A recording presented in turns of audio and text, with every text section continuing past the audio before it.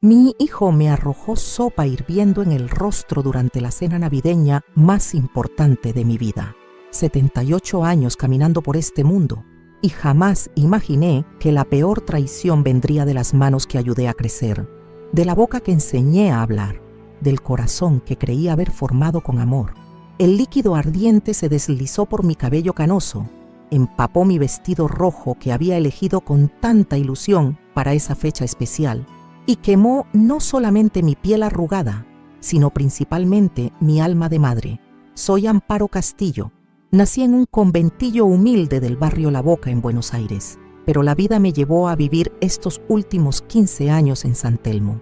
Hija de un trabajador portuario y una lavandera, pasé mi infancia entera soñando con ofrecerles una existencia mejor a mis descendientes. Durante 35 años, trabajé como maestra en escuelas públicas del sur de la ciudad, despertándome antes del amanecer todos los días, caminando 40 cuadras cuando no tenía dinero para el colectivo, resistiendo inviernos brutales y veranos sofocantes para llegar puntual a mis clases. Cuando Sebastián vino al mundo, yo tenía apenas 20 años. Su padre biológico se esfumó cuando el niño cumplió 3 años, abandonándome completamente sola para criar una criatura pequeña.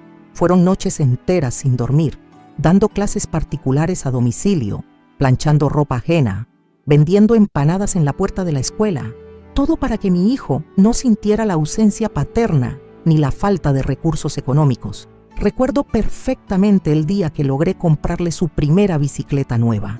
Lloré de alegría viendo a ese muchachito montando una Aurorita azul que me costó 4 meses completos de sueldos extras. Sebastián siempre demostró inteligencia superior al promedio.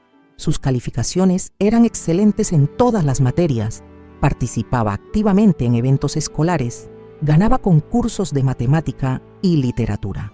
Yo me llenaba de orgullo cuando las otras maestras elogiaban las capacidades de mi hijo durante las reuniones pedagógicas. Era la confirmación de que todos mis sacrificios valían la pena, la prueba viviente de que una madre soltera y trabajadora podía formar un profesional exitoso. Logró ingresar a la Universidad de Buenos Aires para estudiar Derecho. Durante 5 años mantuve sus gastos universitarios trabajando dobles turnos, fines de semana, vacaciones. Lo vi graduarse con honores, conseguir empleo en un estudio jurídico prestigioso del microcentro porteño, comprarse su primer automóvil, mudarse a un departamento en Palermo, observar a mi hijo vestido con trajes caros, manejando un vehículo del año, residiendo en un barrio elegante, representaba la materialización de absolutamente todos mis sueños maternos. A los 38 años, Sebastián conoció a Valentina Herrera, una arquitecta exitosa, rubia, refinada, proveniente de una familia tradicional de Recoleta que siempre me hizo sentir diminuta en su presencia. Cuando comenzaron su noviazgo, noté transformaciones graduales pero constantes en el comportamiento de mi hijo hacia mi persona. Las visitas se espaciaron considerablemente, las conversaciones telefónicas se acortaron dramáticamente, los abrazos se volvieron distantes y mecánicos. Valentina nunca fue directamente grosera conmigo, pero constantemente percibía que me observaba con desdén, como si yo fuera una pieza decorativa que desentonaba completamente con la estética perfecta de la vida que estaban construyendo. Sus sonrisas parecían forzadas, sus preguntas sobre mi bienestar sonaban protocolares, sus comentarios sobre mi trabajo como maestra tenían un tono condescendiente que me lastimaba profundamente. Después del casamiento, las situaciones empeoraron notablemente.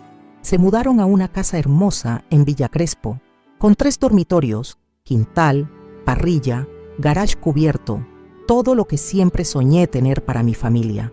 Durante las escasas ocasiones que me invitaban a almorzar, yo percibía gestos de impaciencia cuando relataba anécdotas de mis décadas enseñando o cuando confesaba no saber utilizar algún electrodoméstico sofisticado que habían adquirido recientemente. Pero yo persistía creyendo que en algún lugar recóndito de su corazón todavía existía aquel niñito que me abrazaba llorando después de las pesadillas nocturnas, que me pedía que preparara milanesas los domingos, que se enorgullecía cuando yo aparecía en actos escolares para verlo recitar poesías. Me aferraba desesperadamente a esas memorias dulces para tolerar la frialdad creciente que emanaba de su personalidad adulta. Mi esposo, Ricardo, falleció hace 6 años de un infarto masivo. Fueron 41 años de matrimonio sólido. Él también era docente, trabajaba en una escuela técnica del barrio de Constitución. Hombre sencillo, honesto, que ayudó a criar a Sebastián como si fuera su hijo biológico desde los 5 años. Cuando Ricardo partió de este mundo, pensé que esa pérdida acercaría a mi hijo hacia mí, que finalmente comprendería que ahora me encontraba completamente sola en el universo y necesitaba más que nunca su compañía y su cariño. Error garrafal de mi parte. Durante el velorio, Sebastián apareció vestido con un traje negro carísimo. Permaneció a mi lado, cumpliendo una obligación social evidente, pero parecía estar mentalmente en cualquier otro lugar, menos consolando a su madre viuda. Valentina ni siquiera disimulaba el aburrimiento revisando constantemente su teléfono celular durante toda la ceremonia religiosa. Después de sepultar a Ricardo, ellos desaparecieron nuevamente de mi cotidianidad por semanas completas. Mi rutina de viuda se transformó en una secuencia solitaria y melancólica.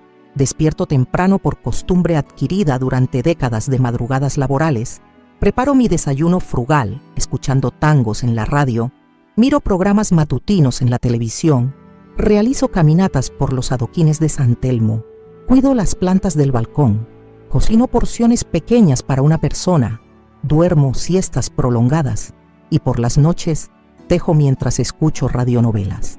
Los fines de semana son particularmente crueles, porque es cuando la soledad oprime más intensamente mi pecho envejecido. Mis únicos momentos de felicidad auténtica ocurrían durante las contadas ocasiones en que lograba compartir tiempo con mi hijo. La Navidad siempre fue mi festividad predilecta desde la niñez. Cuando Sebastián era pequeño, se emocionaba genuinamente con los preparativos navideños, me ayudaba a decorar nuestro apartamento modesto, elegía cuidadosamente los regalos que deseaba encontrar bajo el árbol artificial.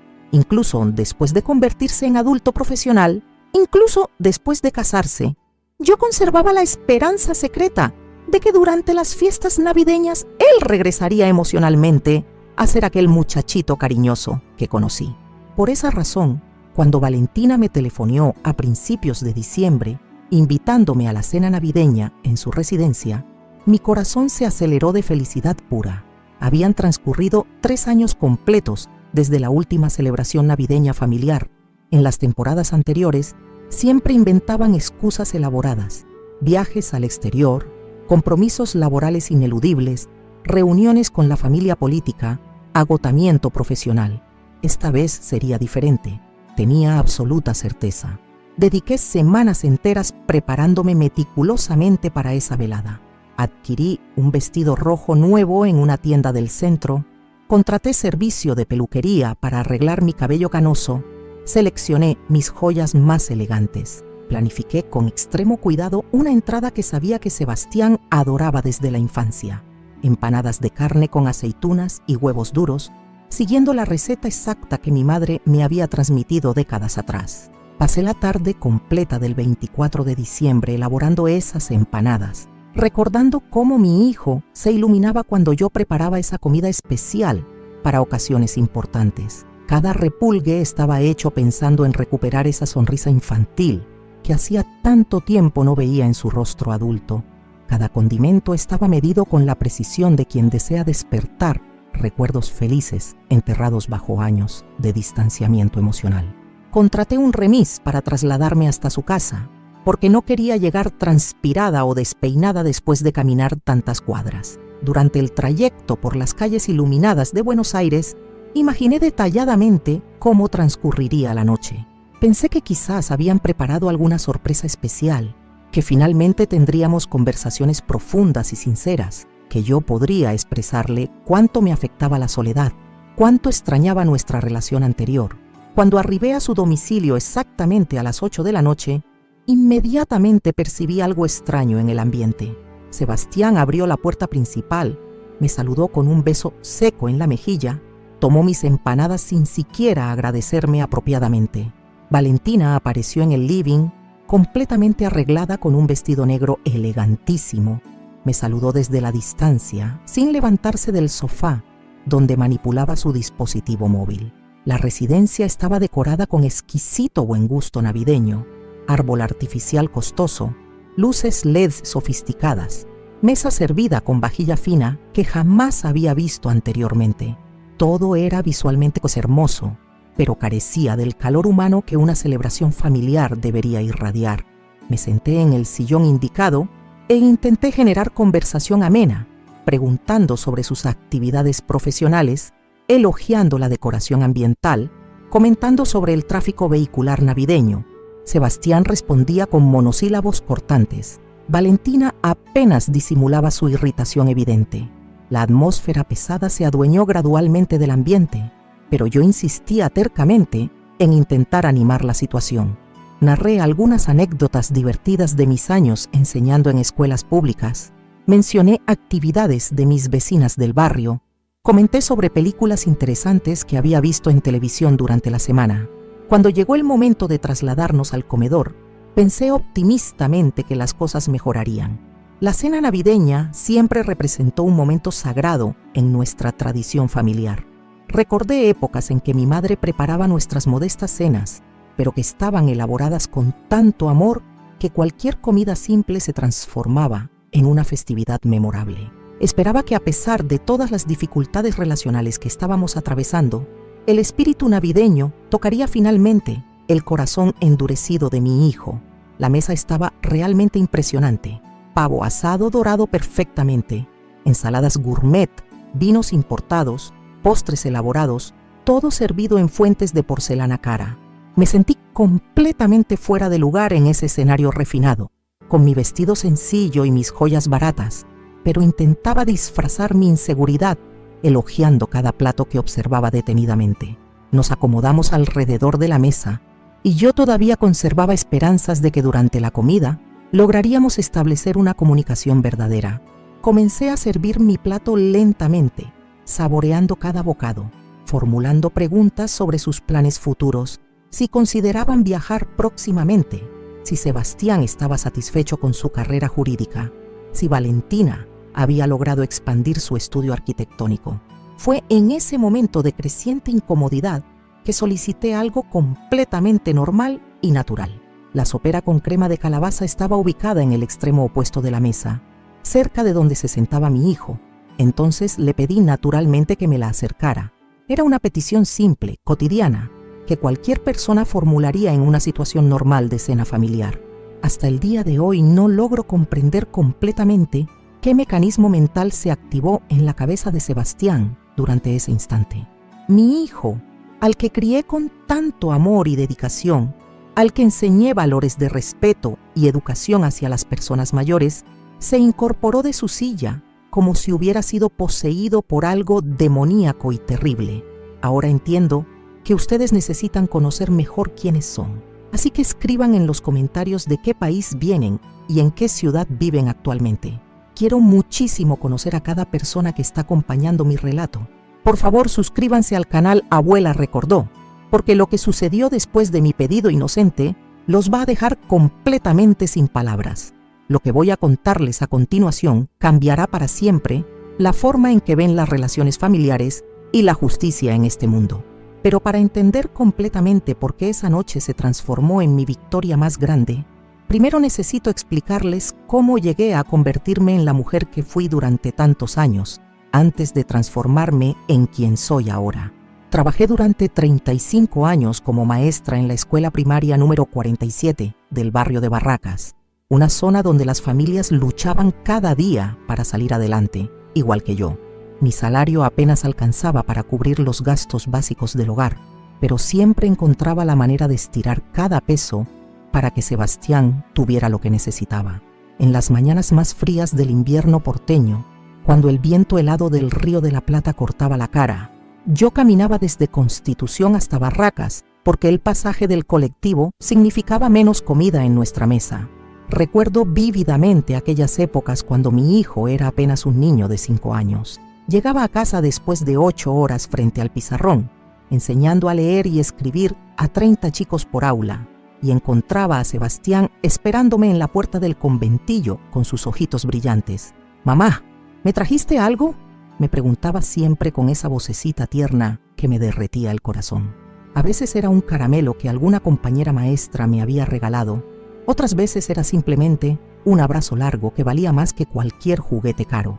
Los fines de semana se transformaron en mi segunda jornada laboral. Mientras otros descansaban, yo planchaba camisas en casas de familia del barrio de Caballito, daba clases particulares de matemática a adolescentes con dificultades, horneaba facturas que vendía en la puerta de la parroquia después de la misa de las 11. Sebastián me acompañaba a todos lados, cargando las bolsas de ropa limpia, ayudándome a repartir las facturas, jugando silenciosamente mientras yo explicaba operaciones matemáticas a muchachos apenas unos años mayores que él. Cuando cumplió 8 años, logré inscribirlo en el club atlético del barrio para que pudiera jugar al fútbol los sábados por la tarde. Era un gasto que técnicamente no podía permitirme, pero sabía que necesitaba relacionarse con otros niños de su edad, correr libremente, descargar la energía acumulada durante las semanas de estudio. Lo veía patear la pelota en esa cancha de tierra con los cordones de los botines rotos, pero sonreía como si estuviera jugando en la Bombonera. Su felicidad justificaba completamente cada sacrificio económico que yo hacía. Durante sus años de escuela primaria, Sebastián demostró capacidades excepcionales para el aprendizaje. Mientras otros niños luchaban con las tablas de multiplicar, él ya estaba resolviendo problemas de divisiones complejas. En los actos escolares, siempre lo elegían para recitar poesías porque tenía una memoria privilegiada y una dicción perfecta. Yo me ubicaba en primera fila, con mi mejor vestido lavado y planchado la noche anterior, filmando con una cámara prestada cada palabra que salía de su boca. Las maestras de la escuela me llamaban regularmente para felicitarme por el rendimiento académico de mi hijo.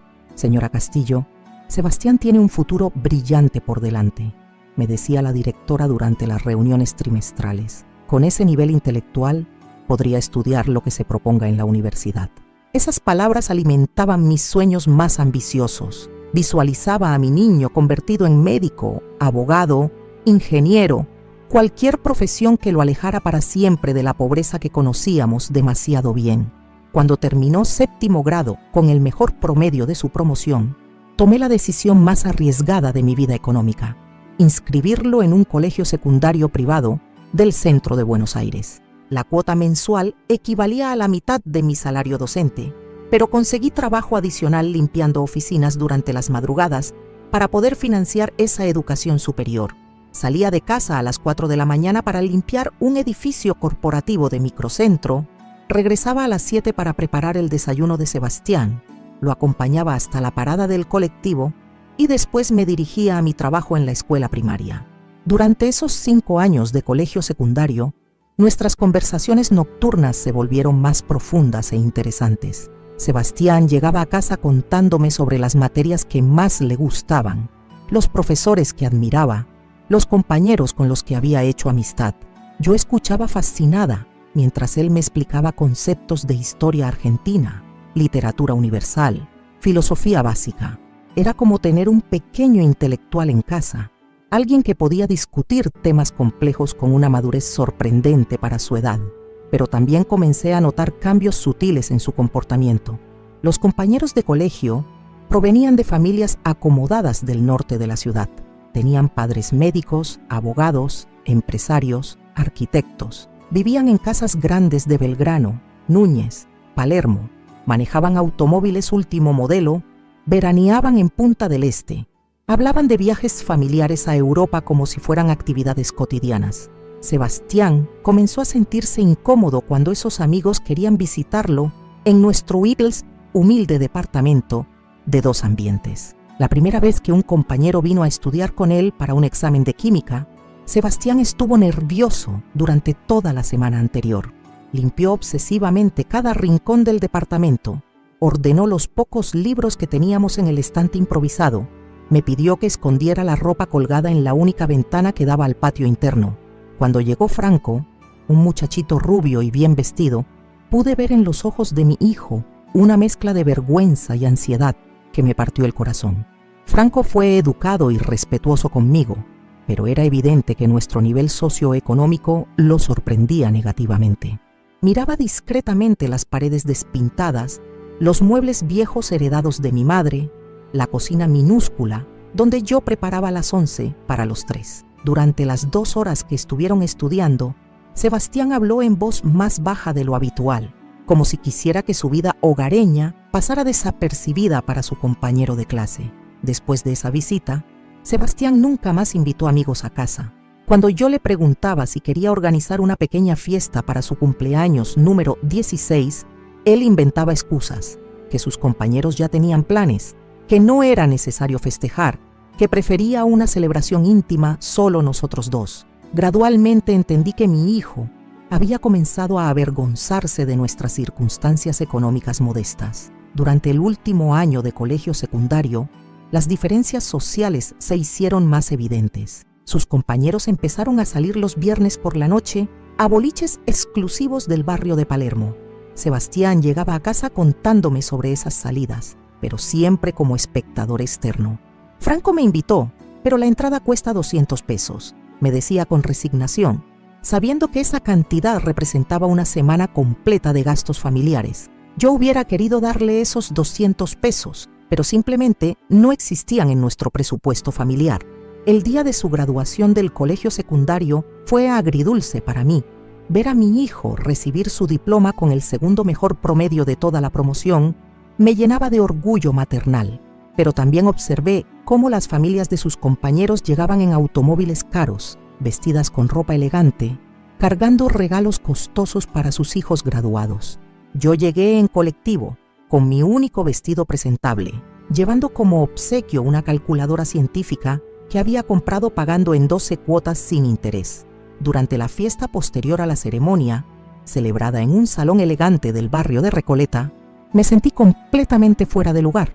Las madres de los otros graduados conversaban sobre sus trabajos profesionales, sus casas en countries, las universidades privadas donde estudiarían sus hijos. Cuando me preguntaban a qué me dedicaba y respondía que era maestra de escuela primaria, la conversación se desviaba educadamente hacia otros temas menos incómodos para ellas.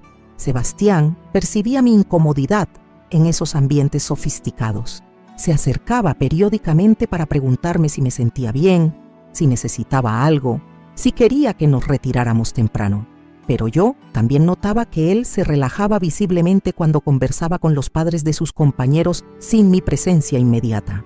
Era como si mi cercanía física le recordara constantemente las diferencias socioeconómicas que separaban a nuestra familia del resto. A los 18 años, Sebastián rindió el examen de ingreso para estudiar Derecho en la Universidad de Buenos Aires. Aprobó con una calificación excelente entre los primeros 20 postulantes de su grupo. El día que recibimos la carta de aceptación, lloramos abrazados en la cocina de nuestro departamento. Era la confirmación definitiva de que todos nuestros sacrificios habían valido completamente la pena.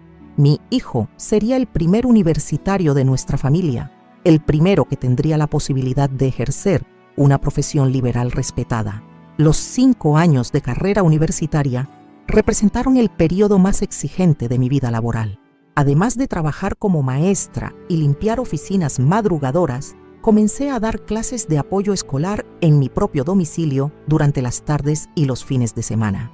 Nuestro pequeño departamento se transformó en una escuela particular improvisada, donde yo enseñaba matemática, lengua y ciencias sociales a niños del barrio que necesitaban refuerzo académico. Sebastián colaboraba ocasionalmente con las clases de apoyo, especialmente ayudando a los adolescentes con materias de colegio secundario que él había cursado recientemente. Era excelente explicando historia y literatura.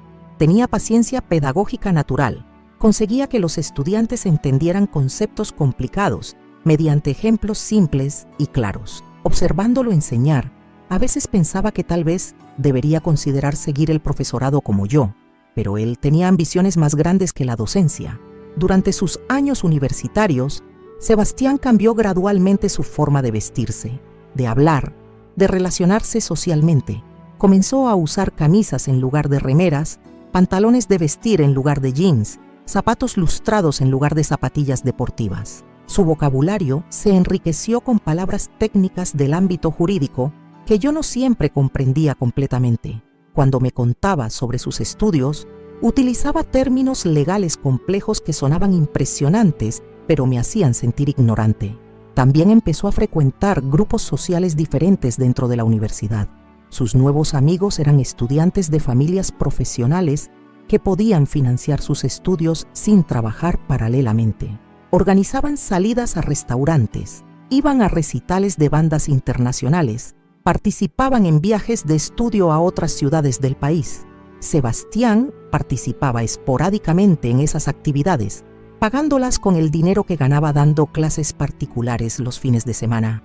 Hacia el 4º año de su carrera, Sebastián consiguió trabajo como pasante en un estudio jurídico importante del microcentro porteño.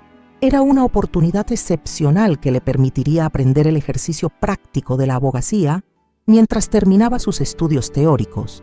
El sueldo de pasante no era alto, pero representaba su primer ingreso económico independiente. Por primera vez en su vida, podía comprarse ropa, libros, invitar a alguna chica al cine sin depender del presupuesto familiar que yo administraba tan ajustadamente. El cambio más significativo ocurrió durante el último año universitario. Sebastián comenzó a llegar tarde a casa, a veces después de medianoche, explicando que había estado estudiando en la biblioteca o reuniéndose con compañeros para preparar trabajos grupales. Sus horarios se volvieron impredecibles. Sus conversaciones conmigo se acortaron. Empezó a comer solo en su habitación, en lugar de compartir la cena familiar, como habíamos hecho durante casi 20 años. Cuando finalmente se recibió de abogado, la ceremonia de graduación fue completamente diferente a la del colegio secundario. Esta vez, Sebastián me ubicó en una fila posterior del auditorio, presentándome brevemente a algunos profesores, pero evitando las conversaciones prolongadas donde yo pudiera participar activamente. Durante la fiesta posterior, celebrada en un hotel 5 estrellas de Puerto Madero, él se movía con desenvoltura entre grupos de graduados y familiares, pero yo permanecía sentada en una mesa lateral, sonriendo educadamente cuando alguien se acercaba a saludarme. Esa noche, regresando a casa en el subte después de la graduación, Sebastián me agradeció formalmente por todos los sacrificios que había hecho para financiar su educación. Me dijo que estaba consciente de cuánto había trabajado, cuántas noches había perdido el sueño preocupándose por el dinero, cuántas cosas había dejado de comprar para poder pagar sus estudios. Fueron palabras lindas, sinceras, pero pronunciadas con una distancia emocional que no existía cuando él era más joven. Era como si estuviera cumpliendo una obligación de gratitud hacia alguien que había prestado un servicio importante, no expresando amor filial genuino hacia su madre. A los pocos meses de recibirse, Sebastián fue contratado como abogado junior en el mismo estudio donde había trabajado como pasante. Su salario inicial era 3 veces superior al mío, después de 30 años de docencia. Pudo alquilar un departamento pequeño en el barrio de Caballito, comprarse un automóvil usado pero en buen estado, renovar completamente su guardarropa con ropa de mejor calidad. El ascenso social que habíamos soñado durante tantos años finalmente se estaba materializando ante nuestros ojos. Pero paradójicamente, mientras su situación económica mejoraba, nuestra relación madre-hijo se deterioraba progresivamente. Sus visitas a casa se espaciaron de semanal a quincenal, después a mensual. Las llamadas telefónicas se redujeron a conversaciones breves sobre temas superficiales. Si me sentía bien de salud, si necesitaba algo urgente, si había novedades importantes en el barrio. Las charlas profundas sobre sus planes futuros, sus aspiraciones profesionales, sus reflexiones sobre la vida, simplemente desaparecieron de nuestras interacciones. Fue durante esta época de distanciamiento gradual que Sebastián conoció a Valentina Herrera en una conferencia de Derecho Corporativo organizada por el Colegio de Abogados de la Capital Federal. Ella tenía 35 años, era arquitecta especializada en edificios empresariales. Provenía de una familia tradicional del barrio de Recoleta, con apellido reconocido en los círculos profesionales porteños. Cuando Sebastián me habló de ella por primera vez, describió detalladamente su educación universitaria de posgrado, sus viajes de perfeccionamiento profesional a Europa, su estudio arquitectónico ubicado en Las Cañitas. La primera vez que conocí a Valentina fue durante un almuerzo en un restaurante elegante de la Costanera Norte. Sebastián había elegido ese lugar neutral, probablemente para evitar que ella visitara nuestro humilde barrio de San Telmo. Llegué puntualmente a la cita, vestida con mi mejor conjunto, nerviosa pero entusiasmada por conocer finalmente a la mujer que había capturado el corazón de mi hijo. Valentina llegó 20 minutos tarde, disculpándose con una sonrisa perfecta, mientras explicaba que había tenido una reunión laboral inesperada. Durante las 2 horas que duró ese almuerzo, pude observar detalladamente la personalidad de quien se convertiría en mi nuera. Valentina era indudablemente hermosa, inteligente, culta, exitosa profesionalmente. Hablaba con fluidez sobre arte, literatura, política internacional, gastronomía sofisticada, pero también percibí una frialdad calculada en su forma de relacionarse conmigo, como si estuviera evaluando constantemente si yo representaba un activo o un pasivo para la imagen social que ella y Sebastián pretendían construir juntos. Después de ese encuentro inicial, las invitaciones para participar en actividades sociales de la pareja se volvieron extremadamente escasas. Sebastián me llamaba ocasionalmente para contarme sobre cenas en restaurantes caros, obras de teatro en el Complejo Teatral de Corrientes, exposiciones de arte en galerías prestigiosas del barrio de San Telmo. Pero esas actividades siempre se planificaban como eventos exclusivos para 2 personas, nunca como ocasiones familiares donde yo pudiera participar naturalmente. Cuando anunciaron su compromiso matrimonial, después de 2 años de noviazgo, Sebastián me visitó personalmente para darme la noticia. Llegó una tarde de sábado, se sentó en nuestro sofá gastado y me explicó con formalidad protocolar que había decidido casarse con Valentina el próximo otoño. Me mostró fotografías del anillo de compromiso, me contó sobre los planes preliminares para la ceremonia, me preguntó si tenía alguna sugerencia sobre el menú o la música para la fiesta. Pero durante toda esa conversación sobre su futuro matrimonio, sentí que Sebastián me estaba informando sobre decisiones ya tomadas, no consultándome como madre para pedirme consejos o bendiciones. Era como si hubiera venido a cumplir un trámite social necesario, no a compartir conmigo uno de los momentos más importantes de su vida adulta. Cuando le pregunté si podía colaborar económicamente con algún aspecto de la celebración, él me respondió que no era necesario, que Valentina y él tenían todo perfectamente planificado y financiado. El casamiento se realizó en una iglesia histórica del barrio de Recoleta, seguido por una recepción en un salón de eventos ubicado en Puerto Madero, con vista panorámica al río. Fue una celebración elegante, sofisticada, cara, donde cada detalle había sido diseñado por un organizador profesional de bodas. Mi ubicación durante la ceremonia religiosa fue en las primeras filas, pero durante la fiesta posterior me asignaron una mesa lateral donde compartí el espacio con algunos tíos lejanos de Valentina que tampoco parecían integrar el círculo social principal de los novios. Durante los meses siguientes a la boda, las visitas de Sebastián prácticamente desaparecieron por completo. Ahora tenía una esposa que demandaba su tiempo libre, una casa que mantener, responsabilidades matrimoniales que atender. Nuestras conversaciones telefónicas se redujeron a llamadas mensuales de cortesía, donde él preguntaba mecánicamente sobre mi estado general y yo intentaba prolongar la comunicación, contándole detalles irrelevantes sobre mi rutina cotidiana que evidentemente no le interesaban. Fue en ese contexto de alejamiento progresivo que recibí aquella llamada telefónica de Valentina, invitándome a la cena navideña, que cambiaría definitivamente el curso de nuestras vidas. Esa llamada telefónica llegó un martes por la tarde, mientras yo estaba regando las plantas del balcón y escuchando un programa de tangos en Radio Nacional. El teléfono sonó con esa insistencia que siempre me sobresaltaba, porque pocas personas tenían motivos para comunicarse conmigo. Cuando atendí y escuché la voz de Valentina del otro lado de la línea, mi corazón se aceleró inmediatamente. Era la segunda vez en 3 años de matrimonio que ella me contactaba directamente, sin la intermediación de Sebastián. Amparo, espero que esté bien. Comenzó con esa cortesía formal que siempre caracterizaba nuestras escasas interacciones. La llamo porque Sebastián y yo queremos invitarla a cenar en casa para Nochebuena. Hace tiempo que no compartimos una celebración familiar y pensamos que sería lindo estar juntos para las fiestas. Las palabras salían de su boca con una naturalidad ensayada, pero algo en el tono me generaba una sensación extraña que no logré identificar en ese momento.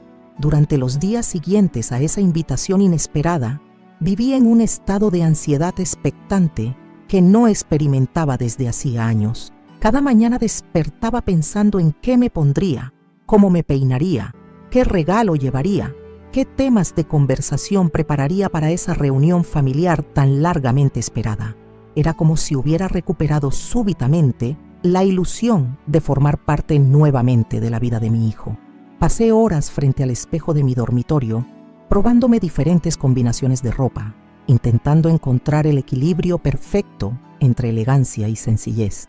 No quería parecer demasiado humilde para ese ambiente sofisticado, pero tampoco pretenciosa, usando vestimentas que no correspondían a mi realidad económica.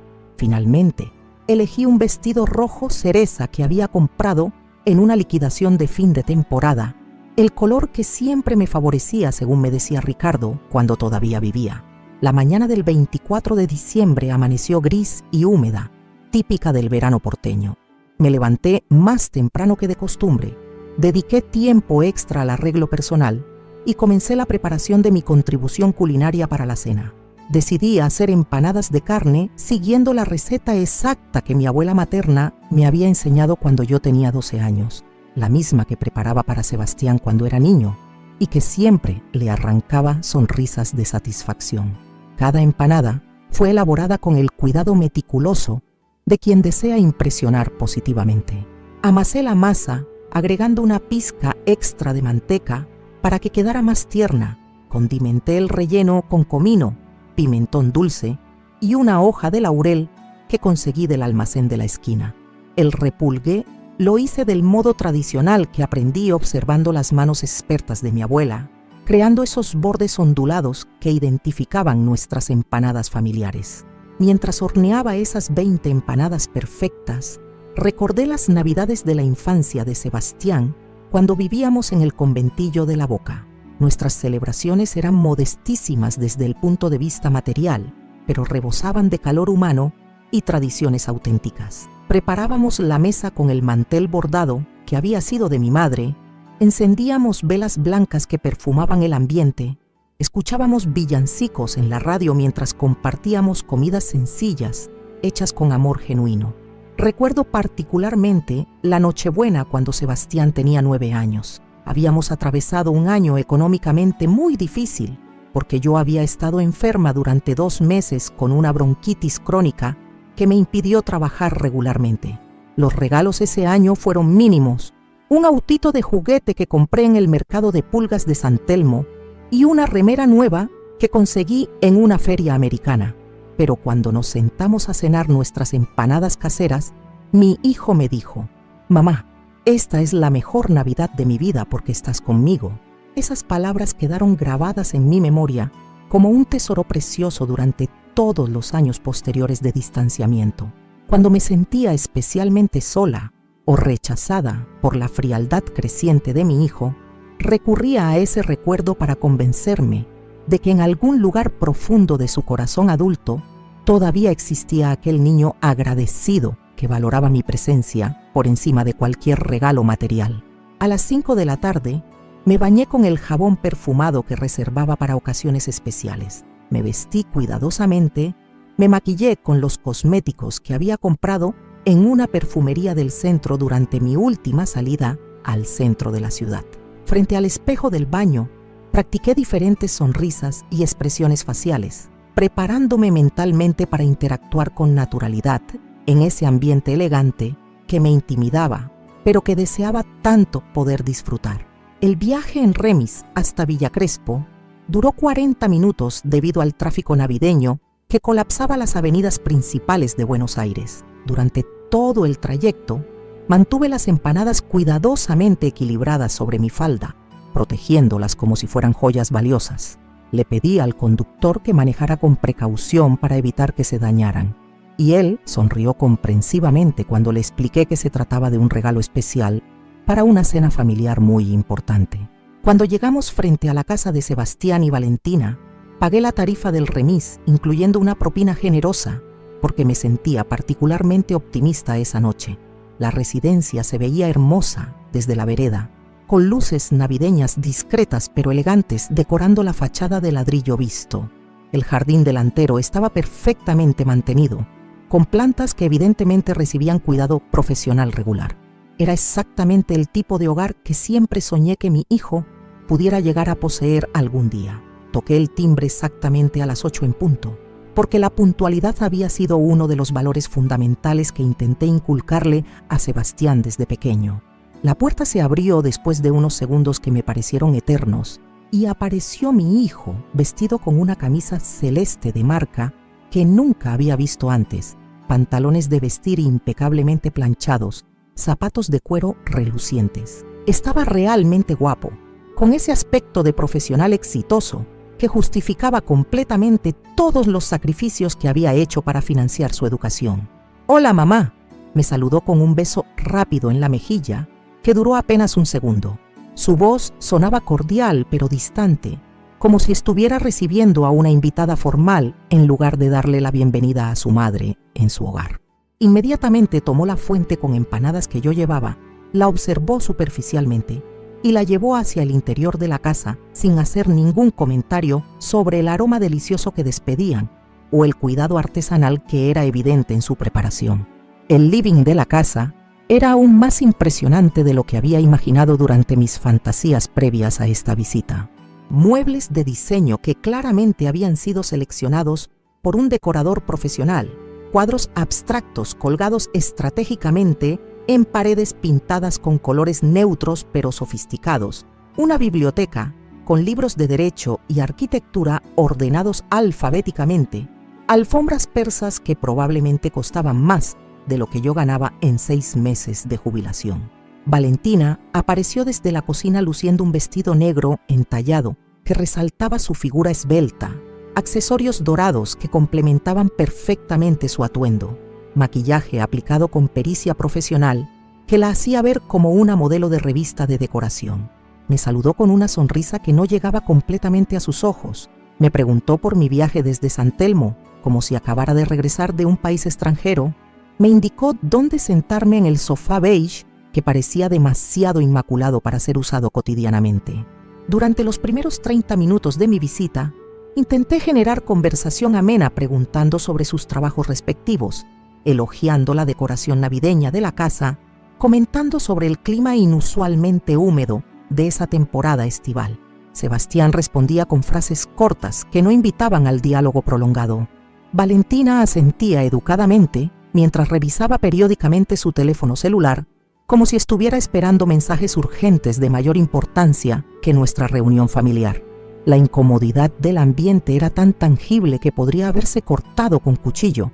Yo seguía sonriendo persistentemente, lanzando preguntas abiertas sobre sus planes para el año siguiente, sus perspectivas profesionales, sus opiniones sobre acontecimientos recientes que había escuchado en las noticias. Pero cada intento mío de profundizar la comunicación era recibido con respuestas monosilábicas que me hacían sentir como una intrusa molesta en lugar de una madre invitada a celebrar la Navidad con su familia.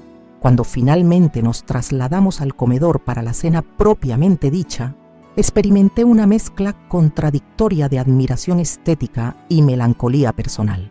La mesa estaba dispuesta con un nivel de sofisticación que superaba cualquier cosa que hubiera visto en revistas de decoración. Mantelería de lino blanco bordado, vajilla de porcelana fina con ribetes dorados, copas de cristal para diferentes tipos de bebidas, cubiertos de plata reluciente, servilletas de tela dobladas artísticamente en forma de flores. Los platos principales eran obras de arte culinario que evidentemente habían sido encargados a un servicio de catering profesional. Pavo relleno glaseado con hierbas aromáticas, ensaladas gourmet con ingredientes exóticos que no sabía identificar, guarniciones elaboradas que parecían sacadas de un restaurante 5 estrellas. Cada preparación estaba presentada en fuentes elegantes que coordinaban perfectamente con el resto de la vajilla, creando un conjunto visual impresionante que intimidaba tanto como fascinaba.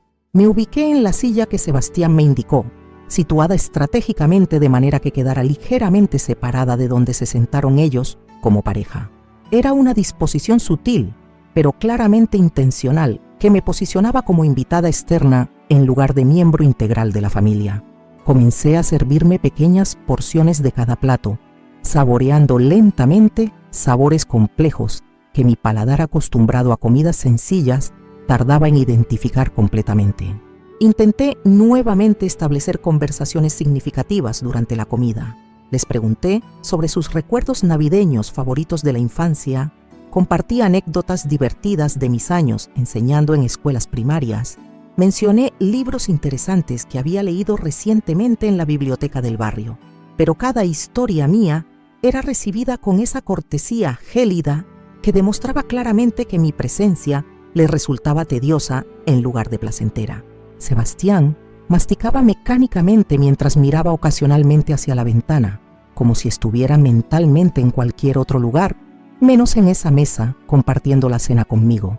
Valentina participaba esporádicamente con comentarios breves que sonaban ensayados, como si hubiera preparado previamente un número limitado de frases para intercalar durante la velada sin comprometerse emocionalmente con la interacción.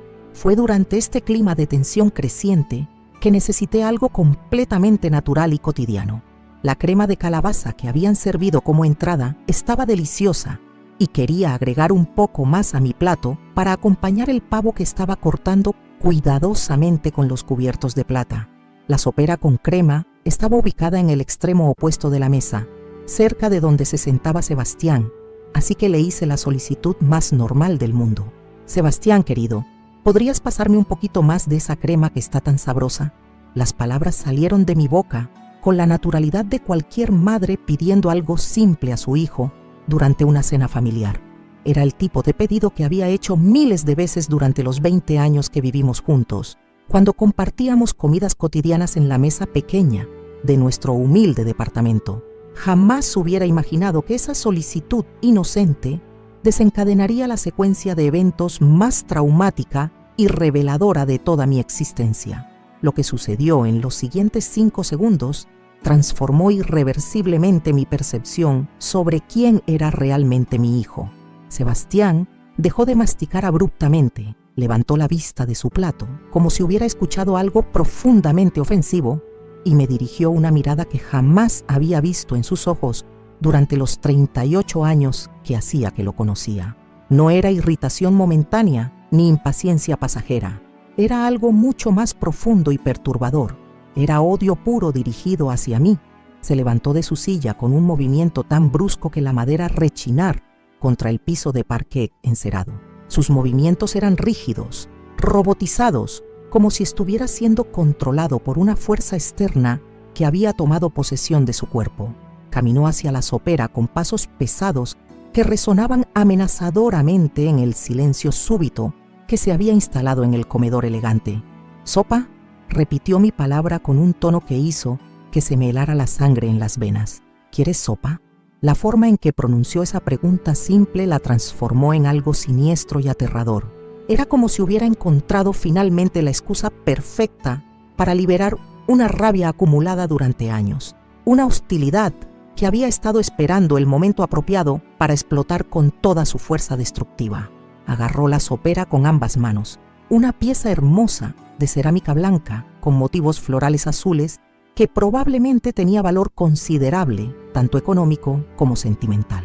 La levantó por encima de su cabeza como si fuera un arma, mientras sus ojos se inyectaban de una furia que no reconocía como perteneciente al hijo que había criado con tanto amor y dedicación. En ese momento de terror anticipatorio, intenté levantarme de mi silla para alejarme de lo que intuía que estaba a punto de suceder, pero mis piernas de 78 años no respondieron con la rapidez necesaria. Intenté pronunciar alguna palabra que pudiera calmarlo, que pudiera hacerle recobrar la razón, pero mi garganta se había cerrado completamente del shock y la confusión absoluta. «No te mereces estar aquí con nosotros», gritó con una intensidad que hizo vibrar la cristalería fina que decoraba el aparador del comedor. «Solo has venido a comer, así que come». Y entonces volcó toda la crema de calabaza hirviendo directamente sobre mi cabeza. El líquido caliente se derramó primero por mi cabello recién peinado, después se deslizó por mi frente, cubrió mis mejillas arrugadas, empapó completamente el escote de mi vestido rojo. La temperatura era casi insoportable contra mi piel delicada de anciana, causando una sensación de quemazón que me hizo jadear del dolor físico inmediato. Pero esa agonía corporal era insignificante comparada con el sufrimiento emocional que sentía al ser agredida de esa manera por mi propio hijo. Mientras yo intentaba procesar lo que acababa de ocurrir, limpiándome mecánicamente la cara con las servilletas de lino que encontraba a mi alcance, Sebastián continuó su descarga verbal con una crueldad que superaba cualquier pesadilla que hubiera podido imaginar. Las palabras salían de su boca como proyectiles dirigidos específicamente para destruir lo que quedaba de mi autoestima maternal. «Siempre fuiste una carga en mi vida», continuó vociferando mientras gesticulaba violentamente con las manos. «Una mujer sin clase que me avergonzaba delante de mis amigos. Cada vez que aparecías en mi escuela con esa ropa barata, yo moría de vergüenza». Cada acusación era como una puñalada certera en mis recuerdos más preciados. Todas esas veces que había ido a buscarlo al colegio secundario privado, vestida con mi mejor ropa lavada y planchada la noche anterior, sintiéndome orgullosa de poder estar presente en la educación de mi hijo. Todas esas reuniones de padres donde yo escuchaba atentamente las observaciones de sus profesores, tomando notas cuidadosas sobre su rendimiento académico. Todas esas celebraciones escolares donde yo aplaudía entusiasmadamente sus logros desde la primera fila. Y después, en la universidad, tuve que inventar excusas para que mis compañeros no supieran que mi madre era una simple maestra de escuela pública. Siguió gritando con una hazaña que parecía alimentarse de mi dolor visible. Mientras todos tenían padres profesionales, yo tenía que esconder que venía de un conventillo. La palabra esconder resonó en mis oídos como una campanada fúnebre. Mi hijo se había pasado años escondiendo mi existencia, avergonzándose de la mujer que había sacrificado su juventud para darle la educación que lo había convertido en el profesional exitoso que era ahora.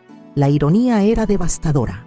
Él me despreciaba precisamente por las circunstancias que había padecido para convertirlo en alguien capaz de despreciarme. Fue en ese momento que Valentina, quien hasta entonces había observado la escena en silencio, comenzó a reírse. No era una risa nerviosa o incómoda, era una carcajada genuina, divertida, como si estuviera presenciando una comedia teatral de primera calidad. Su risa aguda y cristalina se mezcló con los gritos de mi hijo, creando una sinfonía diabólica que penetraba en mi alma como ácido corrosivo. «¡Ay, Sebastián! ¡Qué genial!», exclamaba entre risotadas mientras aplaudía lentamente. «Le diste exactamente lo que se merecía. ¡Mírala! Está igual a un perro mojado». Las dos voces, una gritando con rabia homicida y la otra riéndose con crueldad refinada, me atacaban simultáneamente desde direcciones opuestas. Era como estar en el centro de una tormenta emocional, donde cada sonido representaba una forma diferente de sadismo dirigido exclusivamente hacia mí.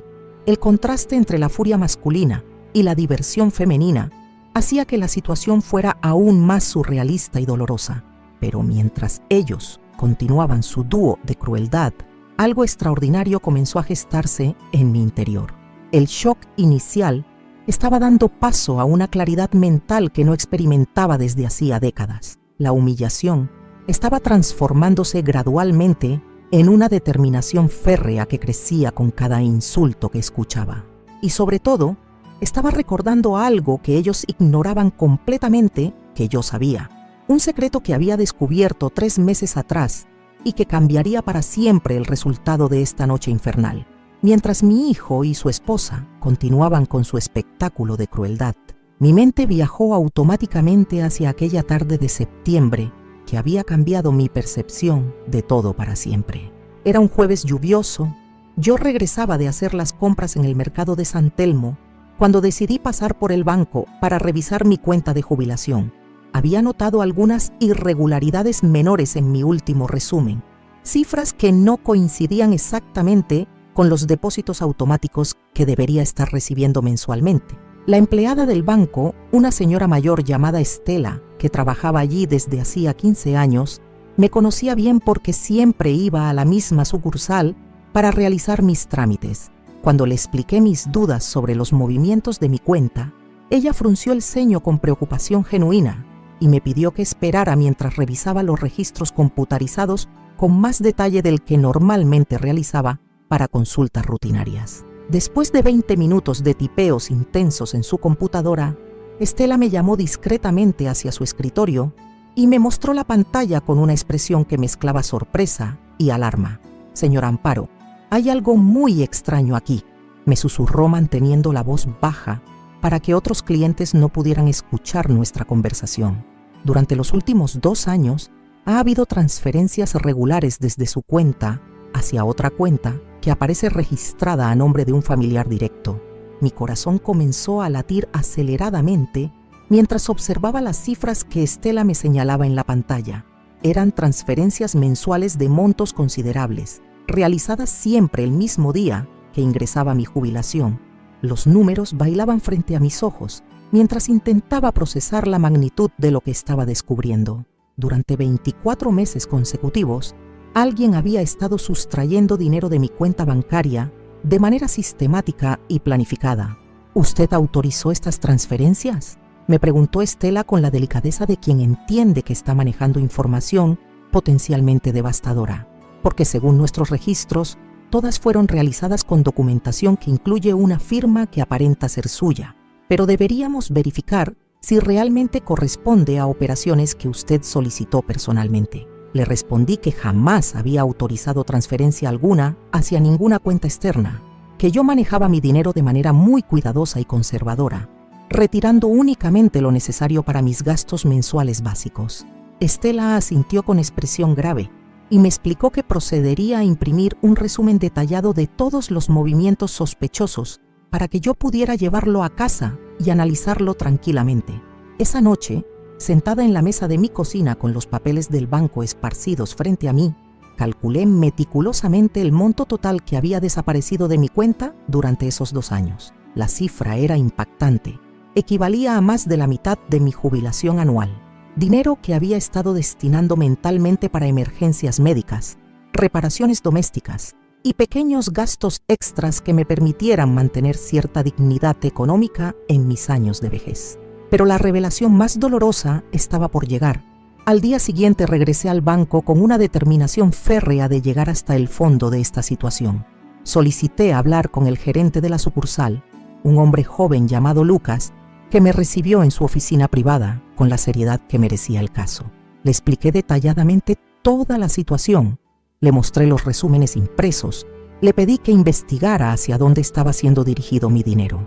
Lucas realizó consultas telefónicas con diferentes departamentos del Banco Central, accedió a bases de datos especializadas, verificó códigos de identificación que yo desconocía que existieran. Después de 2 horas de investigación exhaustiva, regresó a su escritorio con una carpeta llena de documentos y una expresión facial que me preparó mentalmente para recibir noticias devastadoras. «Señora Castillo, lamento muchísimo tener que informarle esto», comenzó con la voz cargada de genuina compasión profesional, «pero las transferencias han estado dirigiéndose hacia una cuenta bancaria registrada a nombre de Sebastián Castillo, quien aparece en nuestros registros como su hijo y tiene autorización legal para realizar operaciones en su nombre como apoderado financiero». Las palabras del gerente resonaron en mi cabeza como si fueran pronunciadas en un idioma extranjero que no lograba comprender completamente. Sebastián tenía poder legal sobre mi cuenta bancaria. Sebastián había estado robándome durante 2 años. Sebastián, el hijo por quien sacrifiqué toda mi existencia, estaba financiando su vida lujosa con el dinero de mi jubilación que yo necesitaba para sobrevivir dignamente mis últimos años de vida. Pero ¿cómo es posible? Logré articular a pesar del shock que paralizaba mi capacidad de razonamiento lógico. Yo jamás le di autorización para manejar mi dinero. Jamás firmé documento alguno que le permitiera acceder a mi cuenta bancaria.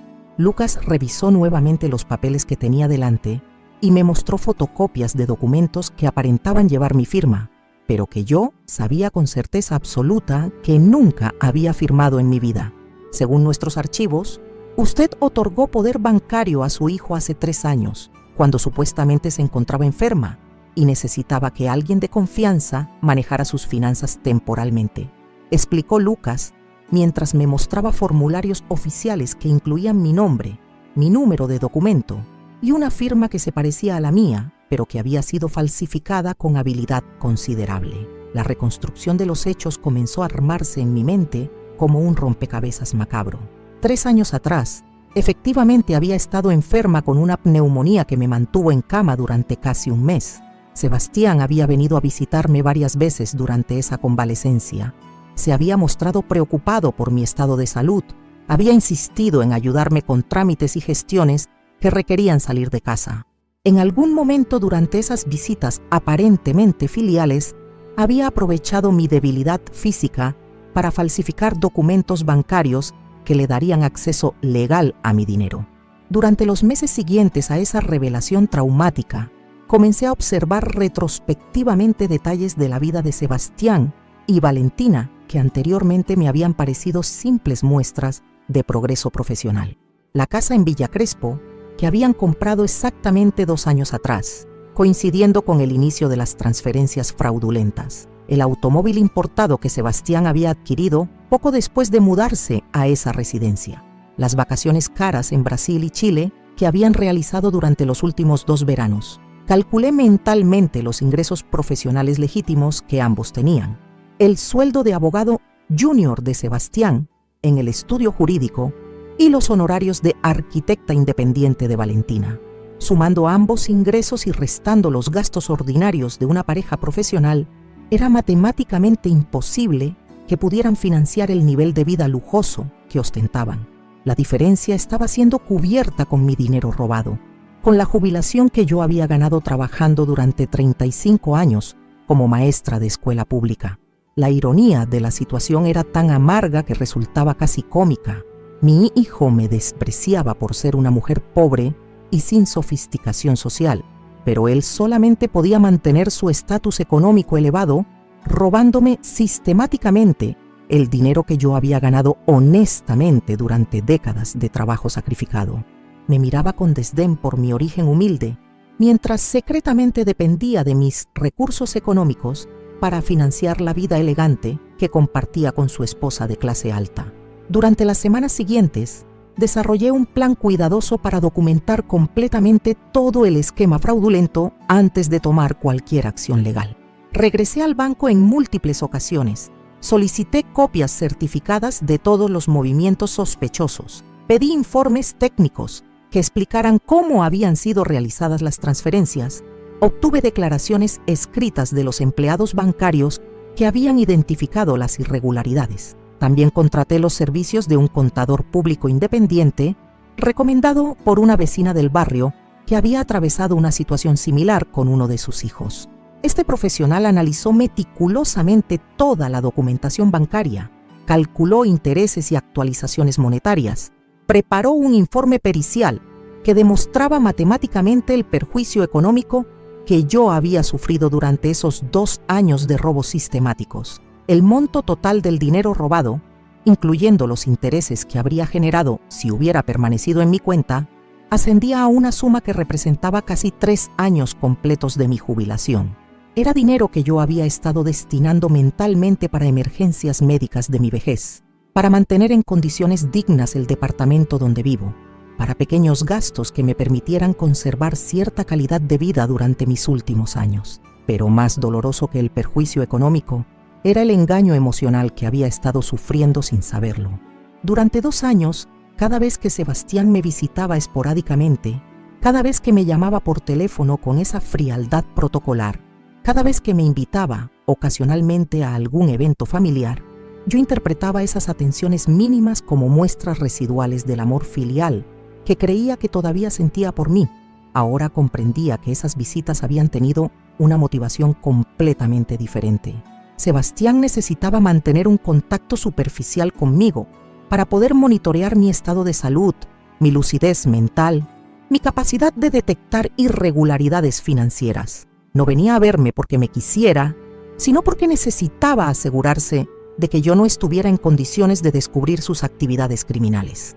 Las pocas veces que me había preguntado sobre mi situación económica, aparentando preocupación filial por mi bienestar material, en realidad estaba evaluando si yo tenía sospechas sobre los faltantes de dinero en mi cuenta.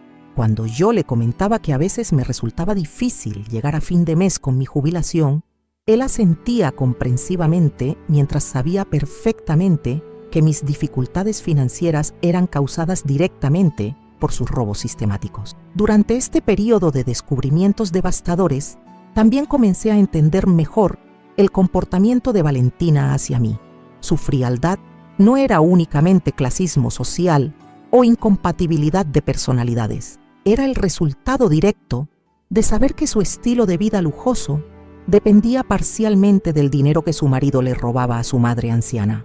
Cada vez que me miraba con esa superioridad disimulada, estaba observando a la víctima que financiaba involuntariamente sus vestidos caros, sus vacaciones exóticas, sus cenas en restaurantes exclusivos, la casa en Villa Crespo donde vivían, decorada con ese gusto exquisito que tanto me intimidaba, había sido amueblada con mi dinero robado.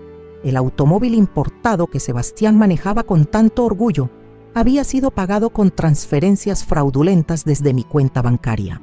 Las joyas elegantes que Valentina lucía en eventos sociales habían sido adquiridas con recursos sustraídos de mi jubilación de maestra, mientras yo vivía modestamente en mi departamento de San Telmo, controlando cada gasto, comprando ropa en liquidaciones, preparando comidas sencillas para estirar el presupuesto mensual. Ellos disfrutaban de una opulencia financiada secretamente con mi propio dinero. La humillación moral de esta situación superaba ampliamente cualquier perjuicio económico que pudiera reclamar legalmente. Decidí no confrontar inmediatamente a Sebastián con esta información, porque quería estar completamente preparada para cualquier reacción que pudiera tener. Conociendo su inteligencia y su formación jurídica, sabía que intentaría negar todo, manipular la evidencia o incluso acusarme de estar confundida debido a mi edad avanzada. Necesitaba tener pruebas tan contundentes que fuera imposible para él escapar de las consecuencias legales de sus actos. Durante los meses de octubre y noviembre, continué juntando evidencias adicionales mientras mantenía una fachada de normalidad en mis escasas interacciones con él. Cada vez que me llamaba por teléfono, yo respondía con la misma cordialidad de siempre, sin dar ninguna indicación de que había descubierto sus actividades criminales. Era como interpretar un papel teatral donde tenía que fingir ignorancia absoluta sobre hechos que conocía perfectamente. También comencé a investigar discretamente las opciones legales disponibles para víctimas de fraude bancario perpetrado por familiares directos. Consulté con un abogado especializado en derecho penal económico, quien me explicó que este tipo de delitos están penados severamente por la ley argentina, especialmente cuando involucran aprovecharse de personas mayores en situación de vulnerabilidad económica. El abogado me informó que las falsificaciones de firma en documentos bancarios constituyen delito federal, que las transferencias no autorizadas repetidas configuran estafa calificada y que el hecho de que el perpetrador fuera mi propio hijo agravaba jurídicamente la situación en lugar de atenuarla. Me explicó que si decidía proceder legalmente, Sebastián enfrentaría no solamente la obligación de restituir todo el dinero robado con intereses, sino también posibles consecuencias penales que incluían inhabilitación profesional y eventual prisión. Fue en este contexto de conocimiento completo sobre los crímenes de mi hijo que recibí aquella llamada telefónica inesperada de Valentina, invitándome a la cena navideña. Inmediatamente sospeché que había algo más detrás de esa invitación, después de 3 años de deliberado aislamiento social. Tal vez habían detectado alguna irregularidad en sus procedimientos bancarios fraudulentos. Tal vez necesitaban evaluarme personalmente para determinar si yo representaba una amenaza para la continuidad de sus actividades criminales. Decidí aceptar la invitación porque quería observar de cerca cómo se comportarían conmigo, sabiendo lo que sabía sobre sus crímenes. Quería ver si demostrarían nerviosismo, culpa, arrepentimiento, o si continuarían tratándome con la misma frialdad despectiva que habían demostrado durante los últimos años. Era una oportunidad única de evaluar psicológicamente a las personas que me habían estado robando mientras fingían preocuparse por mi bienestar. Pero jamás imaginé que esa cena culminaría con el nivel de humillación y agresión física que acababa de experimentar. Nunca pensé que mi propio hijo sería capaz de agredirme de esa manera tan brutal y despiadada. La sopa hirviendo en mi rostro había sido apenas el detonante final que necesitaba para tomar la decisión que había estado postergando durante meses. Mientras Sebastián y Valentina continuaban su espectáculo de crueldad, riéndose de mi humillación como si fuera entretenimiento de calidad, yo sentí que algo fundamental se transformaba irreversiblemente en mi interior. La madre amorosa y tolerante que había sido durante 78 años murió definitivamente en esa silla empapada de crema de calabaza. Nació una mujer decidida a hacer justicia, no solamente por mí misma, sino por todas las madres ancianas que sufren abusos similares en silencio. Era momento de mostrarles que conocía perfectamente todos sus secretos y que tenía en mis manos el poder de destruir completamente la vida falsa que habían construido sobre mentiras y robos sistemáticos. Me incorporé lentamente de esa silla empapada, todavía con gotas de crema resbalando por mi cabello canoso, pero ya no era la misma mujer humillada de 5 minutos anteriores. Una transformación profunda había ocurrido en mi interior durante esos momentos de agresión brutal. La anciana sumisa que había tolerado años de desprecio y frialdad había desaparecido para siempre. En su lugar, había nacido una mujer con una determinación férrea que no conocía desde mi juventud combativa. Caminé con pasos firmes hacia mi cartera, que había dejado cuidadosamente sobre una mesita del living al llegar. Cada movimiento era calculado y deliberado, contrastando dramáticamente con la histeria descontrolada que Sebastián y Valentina acababan de demostrar. Abrí el bolso con la tranquilidad de quien está ejecutando un plan largamente meditado, mientras ellos me observaban con una mezcla de curiosidad e irritación por mi reacción inesperadamente serena. Extraje una carpeta manila gruesa que había preparado meticulosamente durante los últimos 3 meses. Contenía cada documento, cada comprobante, cada evidencia de los robos sistemáticos que mi hijo había perpetrado contra mí durante 2 años completos. Eran copias certificadas de transferencias bancarias fraudulentas, informes periciales contables, declaraciones testimoniales de empleados del banco, fotografías de documentos falsificados con mi supuesta firma. Sebastián, querido hijo, comencé con una voz suave, pero cargada de una autoridad que hacía décadas no ejercía. Quiero agradecerte profundamente por esta demostración tan clara de quién eres realmente. Durante años mantuve la ilusión de que en algún rincón de tu corazón todavía quedaba algo del niño amoroso que crié con tanto sacrificio, pero acabas de liberarme definitivamente de esa fantasía dolorosa. Coloqué la carpeta sobre la mesa del comedor, exactamente en el centro, entre los platos sucios y las fuentes de comida cara que habían servido. El contraste visual era perfecto. Mi documentación legal modesta pero letal, rodeada por toda la opulencia que ellos habían financiado con dinero robado. Sebastián palideció instantáneamente al reconocer el tipo de documentos oficiales que estaban emergiendo de mi carpeta. Esta carpeta contiene algo fascinante sobre ti, Sebastián.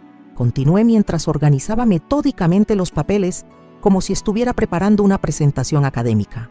Contiene la prueba irrefutable de que eres un ladrón, un estafador y un falsificador de documentos. Contiene evidencia detallada de que durante 2 años has estado robándome sistemáticamente mi jubilación para financiar esta vida de lujo que compartes con tu cómplice. El silencio que se instaló en el comedor era tan denso que podía cortarse con cuchillo. Sebastián quedó completamente inmóvil, como si se hubiera transformado en una estatua de sal. Valentina abrió la boca, pero no salió ningún sonido, como si su cerebro hubiera dejado de procesar información súbitamente. Era como si el tiempo se hubiera detenido mientras ellos asimilaban que su víctima conocía perfectamente todos sus secretos criminales. Estela Morales, empleada del Banco Nación Sucursal San Telmo, comencé a enumerar nombres y detalles específicos como si estuviera leyendo una sentencia judicial. Ella fue quien detectó las irregularidades en mi cuenta cuando fui a consultar por discrepancias menores en mis resúmenes bancarios. Qué suerte que soy una anciana meticulosa con sus finanzas, ¿no te parece, querido? Levanté el primer documento y se lo mostré claramente, acercándome lo suficiente para que pudiera leer los números que detallaban sus propios crímenes. Transferencia del 15 de octubre de 2023, 2.800 pesos de mi cuenta hacia la tuya. Transferencia del 15 de noviembre, 3.200 pesos. Transferencia del 15 de diciembre, 4.000 pesos. ¿Necesito continuar con la lista completa? Cada cifra que mencionaba era como una bofetada que le cruzaba el rostro. Vi cómo sus manos comenzaron a temblar imperceptiblemente, cómo gotas de transpiración se formaban en su frente, a pesar del aire acondicionado que mantenía fresco el ambiente. Su confianza arrogante se desmoronaba segundo a segundo mientras confrontaba las consecuencias de sus actos criminales. Pero la parte más interesante, continué mientras exhibía otro conjunto de documentos, es esta pericia caligráfica que demuestra científicamente que mi firma fue falsificada en todos los formularios bancarios que otorgaron poder sobre mi cuenta. ¿Recuerdas cuando estuve enferma con neumonía hace 3 años? Cuando venías tan frecuentemente a visitarme, aparentando preocupación filial. Valentina finalmente logró articular algunas palabras, pero su voz salió como un susurro áspero. Esto es imposible. Debe ser un malentendido. Pero sus ojos delataban que sabía perfectamente que no había malentendido alguno, que cada acusación que yo formulaba correspondía exactamente a la realidad que habían estado viviendo durante años. ¿Malentendido? Repetí su palabra con una sonrisa helada. ¿Qué tipo de malentendido puede explicar que durante 24 meses consecutivos, el mismo día que ingresaba mi jubilación, una parte considerable fuera transferida hacia la cuenta de mi hijo, sin mi conocimiento ni autorización? ¿Qué malentendido explica que esas transferencias comenzaran exactamente cuando ustedes compraron esta casa? Caminé lentamente por el comedor, gesticulando hacia las paredes elegantes, los muebles caros, los accesorios de diseño que decoraban cada rincón. Esta casa hermosa, donde ustedes viven, proclamé con voz teatral, fue financiada parcialmente con dinero robado a una anciana de 78 años. Cada mueble de diseñador que veo aquí representa meses de mi jubilación que debería haber estado pagando mis medicamentos, mi comida, mis gastos básicos de supervivencia. Sebastián intentó finalmente defenderse. Mamá, yo puedo explicarte. No es como parece. Hay circunstancias que tú no entiendes. Pero su voz carecía completamente de convicción. Era la respuesta desesperada de alguien que había sido descubierto en flagrancia y no tenía argumentos válidos para justificar sus actos. ¿Explicar? Lo interrumpí con una carcajada genuina que resonó por todo el ambiente. ¿Vas a explicarme cómo falsificaste mi firma? ¿Vas a explicarme cómo elegiste deliberadamente robar a tu propia madre para mantener un estándar de vida que no podías financiar honestamente? ¿Vas a explicarme por qué elegiste como víctima a la mujer que sacrificó toda su juventud para darte la educación que te permitió convertirte en el criminal sofisticado que eres ahora? Extraje más documentos de mi carpeta y los esparcí sobre la mesa como cartas de póker que estaba revelando una mano y... Ganadora, aquí están los cálculos actuariales del contador público que contraté para cuantificar el perjuicio total. El dinero robado, más los intereses que habría generado si hubiera permanecido en mi cuenta, más la indexación por inflación, suma exactamente $56,000 estadounidenses. La cifra cayó sobre ellos como una lápida. Sebastián se desplomó en una silla como si sus piernas hubieran perdido toda la capacidad de sostenerlo. Valentina comenzó a caminar nerviosamente de un lado al otro, claramente calculando mentalmente cuánto tiempo les llevaría reunir esa cantidad de dinero para restituirla.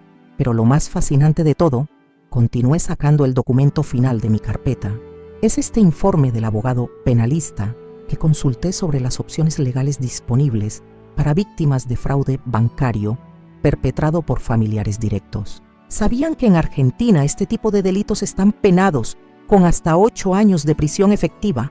Levanté el papel oficial con el membrete del estudio jurídico y comencé a leer textualmente. La falsificación de documentos bancarios constituye delito federal. Las transferencias no autorizadas repetidas configuran estafa calificada por el vínculo familiar. El aprovechamiento de la vulnerabilidad de personas mayores agrava la pena en lugar de atenuarla. Cada frase legal resonaba en el silencio como campanadas funerarias. También descubrí algo interesante sobre las consecuencias profesionales, agregué, consultando otra página del informe. Un abogado condenado por delitos contra la fe pública y estafa queda automáticamente inhabilitado para ejercer la profesión durante el doble del tiempo de la condena penal.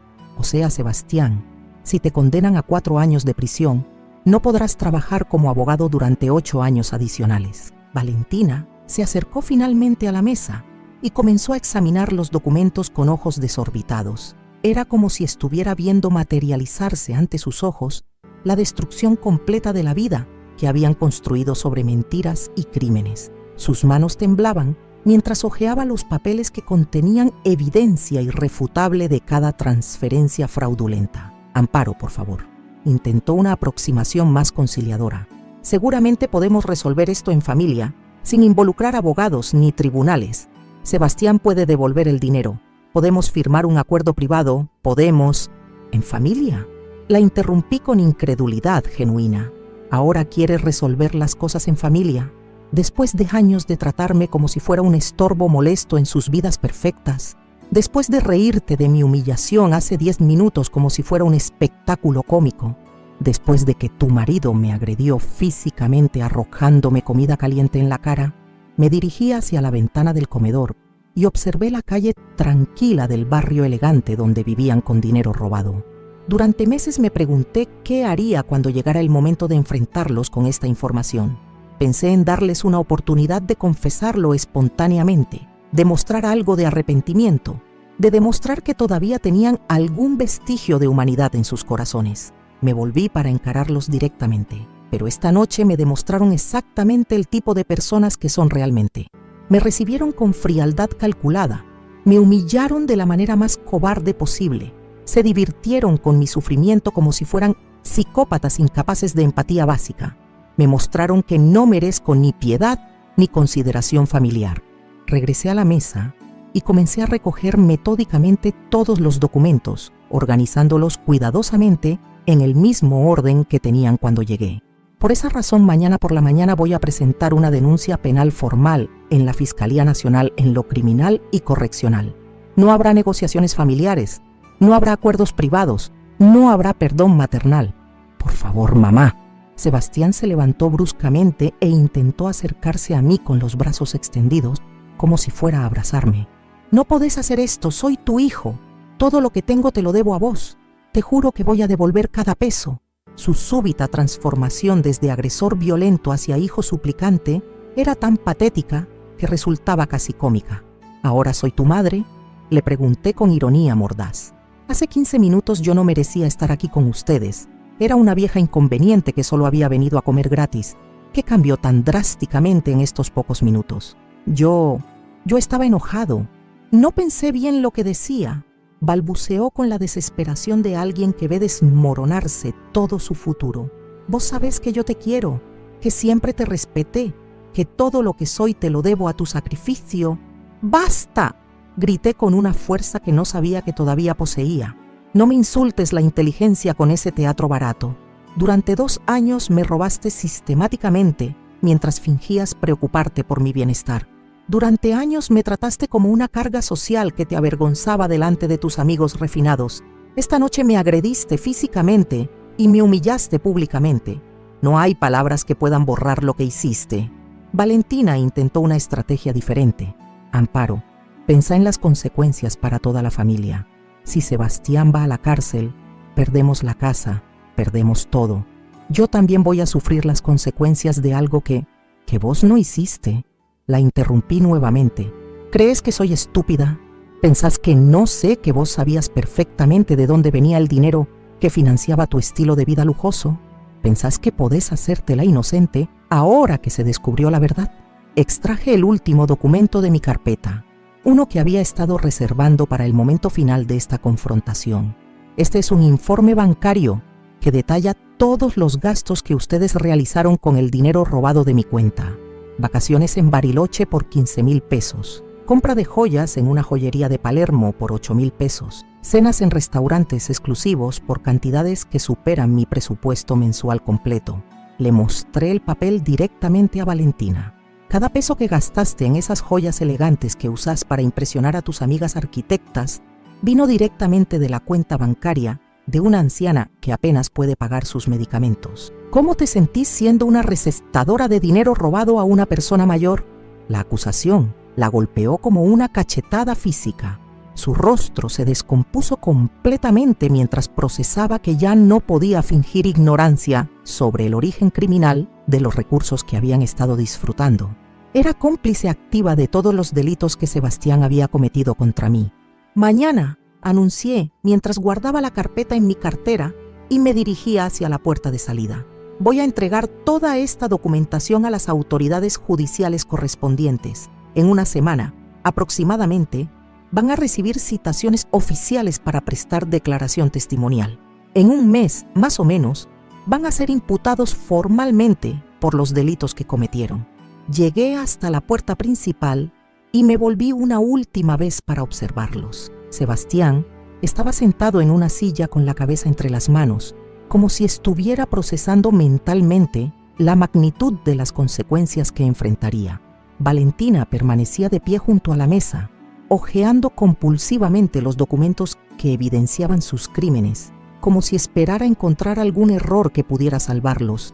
En 6 meses, cuando ustedes estén enfrentando un juicio penal por estafa calificada y falsificación de documentos, quiero que recuerden perfectamente esta cena navideña. Les dije, con una sonrisa que mezclaba satisfacción y amargura, quiero que recuerden que tuvieron la oportunidad de tratarme con dignidad básica, de mostrar algo de respeto hacia la mujer que sacrificó todo para crear al criminal que está sentado en esa silla.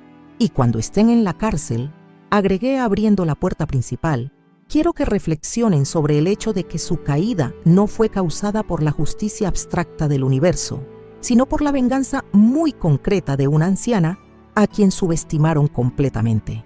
Salí de esa casa caminando erguida, con mi cartera llena de evidencias legales y mi corazón lleno de una satisfacción que no había experimentado en décadas.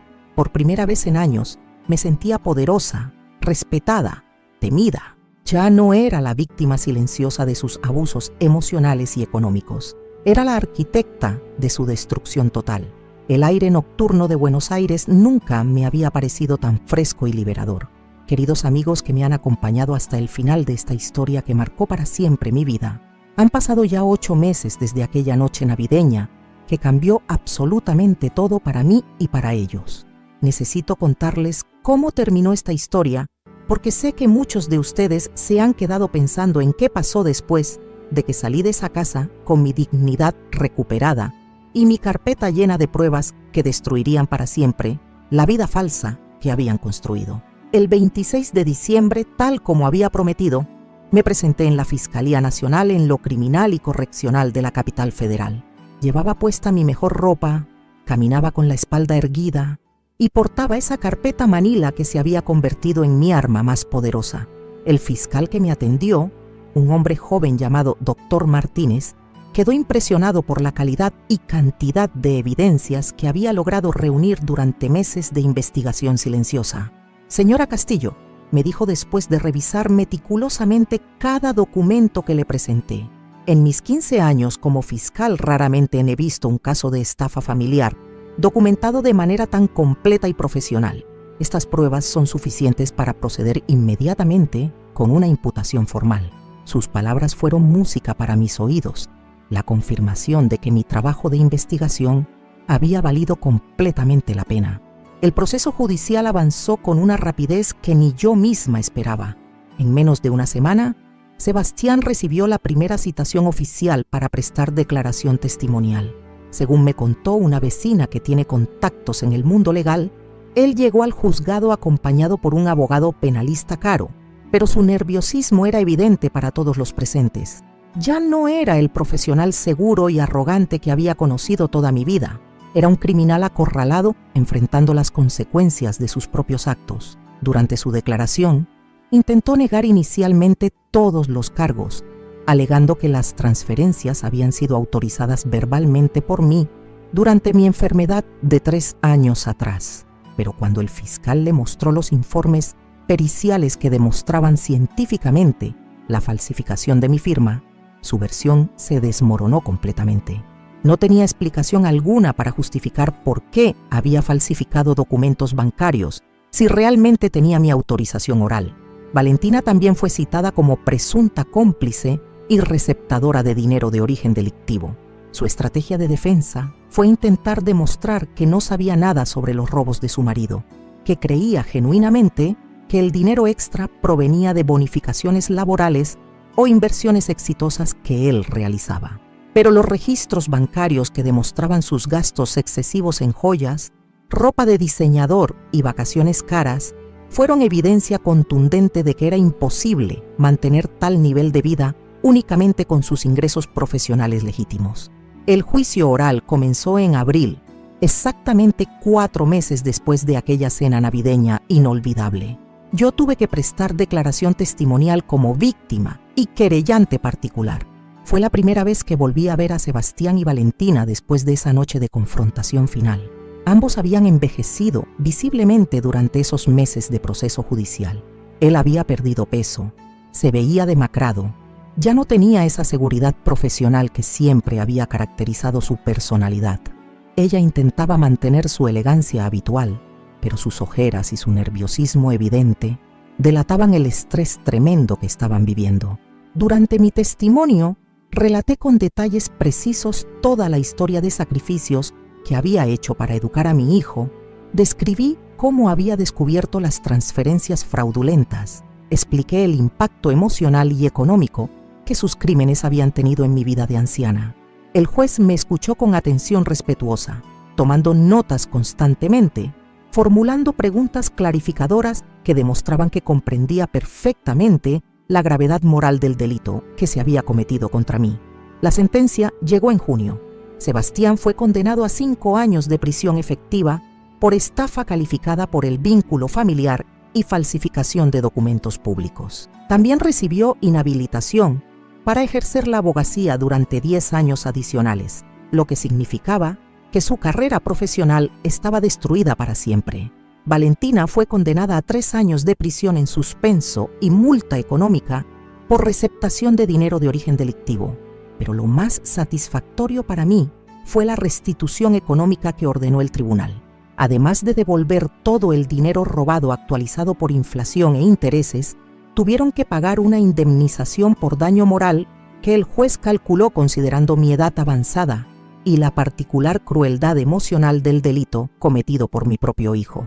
El monto total superó los $70,000 estadounidenses. Para poder pagar esa suma, se vieron obligados a vender la casa de Villa Crespo, que tanto los enorgullecía, el automóvil importado que Sebastián manejaba con tanta arrogancia y prácticamente todas las posesiones de valor que habían acumulado durante sus años de vida lujosa, financiada con mi dinero robado. En pocos meses, pasaron de ser una pareja profesional exitosa a ser criminales condenados viviendo en un departamento modesto y enfrentando dificultades económicas severas. Sebastián ingresó efectivamente a la cárcel en agosto del año pasado.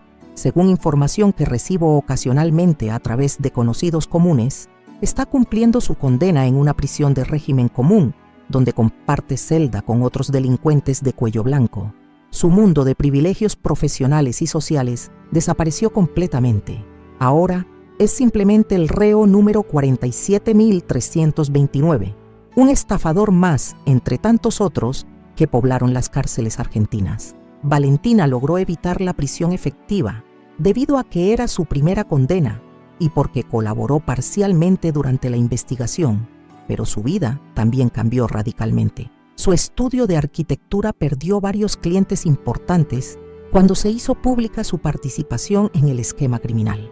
Tuvo que cerrar su oficina elegante de Las Cañitas y ahora trabaja como empleada en un estudio más pequeño, ganando una fracción de lo que recibía anteriormente como profesional independiente exitosa. Pero para mí, la transformación más importante no fue ver su caída económica y social, sino experimentar mi propia resurrección emocional y espiritual. Recuperar mi dinero robado me permitió mejorar significativamente mi calidad de vida durante estos últimos años. Pude mudarse a un departamento más grande y cómodo en el mismo barrio de San Telmo que tanto amo. Pude renovar completamente mi guardarropa con ropa de mejor calidad que me hace sentir elegante y respetada cuando salgo a la calle. También pude acceder a mejor atención médica, contratar una empleada doméstica que viene 2 veces por semana para ayudarme con la limpieza y las compras pesadas, y permitirme pequeños lujos que nunca había podido costear con mi jubilación modesta. Pero más importante que cualquier mejora material fue recuperar mi autoestima, mi sensación de poder personal, mi capacidad de defenderme contra quienes intentan abusar de mí. Durante estos meses he reconstruido completamente mi vida social y emocional. Me uní a un grupo de adultos mayores que se reúne semanalmente en un centro cultural del barrio para conversar sobre libros, compartir experiencias de vida, organizar actividades recreativas. Encontré amigas genuinas de mi edad que me tratan con respeto y cariño, que valoran mi compañía, que disfrutan escuchando mis relatos y compartiendo los suyos propios. También comencé a participar en actividades de voluntariado en organizaciones que ayudan a otros ancianos que sufren abusos familiares o económicos. Mi experiencia personal me convirtió en una asesora valiosa para personas mayores que enfrentan situaciones similares a la que yo viví. Puedo orientarlos sobre cómo documentar evidencias, cómo acceder al sistema judicial, cómo encontrar la fuerza emocional necesaria para defenderse de familiares abusivos. Una de las cosas más gratificantes que he descubierto es que mi historia no es única. Durante mis actividades de voluntariado, he conocido docenas de madres y abuelas que han sufrido robos, estafas, maltratos y abandonos por parte de hijos y nietos ingratos. Es un problema social mucho más extendido de lo que la gente imagina, pero que raramente se discute públicamente porque las víctimas sienten vergüenza de admitir que sus propios familiares las han traicionado. Muchas de estas mujeres me han dicho que mi decisión de denunciar legalmente a mi hijo las inspiró a tomar acciones similares en sus propias situaciones. Algunas han logrado recuperar dinero robado, otras han conseguido órdenes de restricción contra familiares violentos, otras simplemente han encontrado la fuerza para cortar relaciones tóxicas que las estaban destruyendo emocionalmente. Ver que mi experiencia ayuda a otras personas a defenderse me da un sentido de propósito que no había tenido en muchos años. También he aprendido lecciones valiosas sobre la naturaleza de los vínculos familiares que antes no comprendía completamente. Durante décadas creí que la sangre y la historia compartida eran suficientes para mantener relaciones sanas, incluso cuando esas relaciones se volvían unilaterales y abusivas. Ahora entiendo que familia verdadera no es solamente lazo genético, sino elección mutua de cuidarse, respetarse y apoyarse genuinamente. Las amigas que he hecho en esta etapa final de mi vida me tratan con más consideración y cariño que el que recibí de mi hijo durante sus últimos 15 años. Estas mujeres, que no comparten conmigo historia familiar ni obligaciones legales, eligen voluntariamente incluirme en sus vidas, valorar mis opiniones, celebrar mis alegrías, consolarme durante mis tristezas. Eso es familia auténtica, personas que nos eligen y a quienes elegimos, independientemente de los accidentes genéticos o las circunstancias del nacimiento. Mi experiencia también me enseñó que nunca es demasiado tarde para recuperar la dignidad personal, para defenderse de los abusos, para exigir el respeto que merecemos como seres humanos. Durante años acepté migajas de atención y afecto de mi hijo porque creía que era lo máximo que podía esperar a mi edad. Pensaba que las personas mayores debían conformarse con cualquier tratamiento que recibieran de las generaciones más jóvenes, incluso cuando ese tratamiento era degradante o cruel. Ahora sé que esa mentalidad era completamente equivocada. Los ancianos tenemos derecho al respeto, al amor genuino, al trato digno, exactamente igual que cualquier otra persona. No debemos aceptar maltratos simplemente porque dependemos económicamente de familiares más jóvenes, o porque tememos quedarnos solos, o porque la sociedad nos ha enseñado que nuestro valor disminuye con la edad. La decisión de denunciar a Sebastián fue la más difícil de mi vida, pero también la más liberadora. Durante meses me atormenté pensando si estaba tomando la decisión correcta, si debía priorizar la justicia sobre la unidad familiar, si tenía derecho moral a destruir la vida del hijo que había criado con tanto amor. Pero finalmente comprendí que él había tomado esas decisiones por mí cuando eligió robarme. cuando eligió humillarme, cuando eligió tratarme como una víctima indefensa en lugar de como la madre que merecía su gratitud. Hoy, casi un año después de aquella cena navideña que cambió nuestras vidas para siempre, puedo decir honestamente que no me arrepiento ni un segundo de las decisiones que tomé. Sebastián está pagando las consecuencias justas de sus crímenes. Valentina está experimentando las dificultades que merecía por su complicidad. Y yo estoy viviendo los mejores años de mi vejez, rodeada de personas que me valoran genuinamente, con recursos económicos suficientes para mantener mi independencia y con una paz interior que no había sentido en décadas. Queridos amigos, quiero que esta historia les sirva de inspiración si alguna vez enfrentan situaciones similares en sus propias familias. Nunca permitan que nadie los trate con menos respeto del que merecen, sin importar los lazos familiares que los unan. Nunca acepten abusos económicos, emocionales o físicos de personas que supuestamente los aman. Y nunca crean que es demasiado tarde para defenderse, para buscar justicia, para reconstruir sus vidas de manera más digna y satisfactoria. Si ustedes disfrutaron esta historia y creen que puede ayudar a otras personas que estén pasando por situaciones parecidas, por favor suscríbanse al canal Abuela Recordó.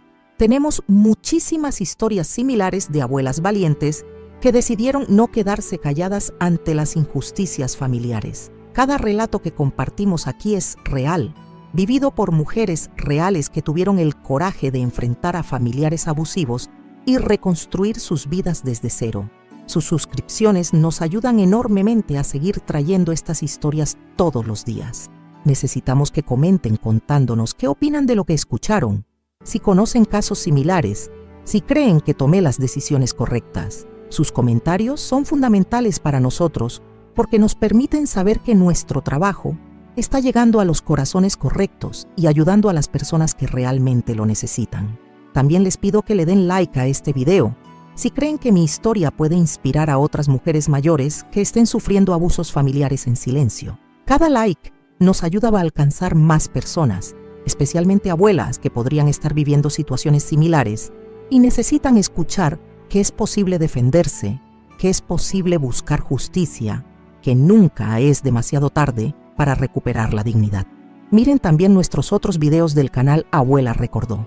Tenemos historias de todo tipo, venganzas exitosas, reconciliaciones inesperadas, descubrimientos familiares sorprendentes, revueltas generacionales. Cada video contiene experiencias reales que pueden enseñarles algo valioso sobre las relaciones humanas, la justicia, la importancia de valorar a nuestros mayores. Y si tienen la posibilidad económica, ayúdennos a través del Gracias, que es nuestra forma de recibir donaciones para mantener funcionando este canal. Producir estos videos requiere tiempo, dedicación, investigación para verificar cada historia, equipos para grabar con buena calidad, editing profesional para que los relatos sean claros y emocionantes. Cada peso que nos donan nos permite seguir trayéndoles una historia nueva cada día. El Gracias es fundamental para nosotros porque nos ayuda a cubrir todos los gastos de producción sin depender únicamente de publicidad externa.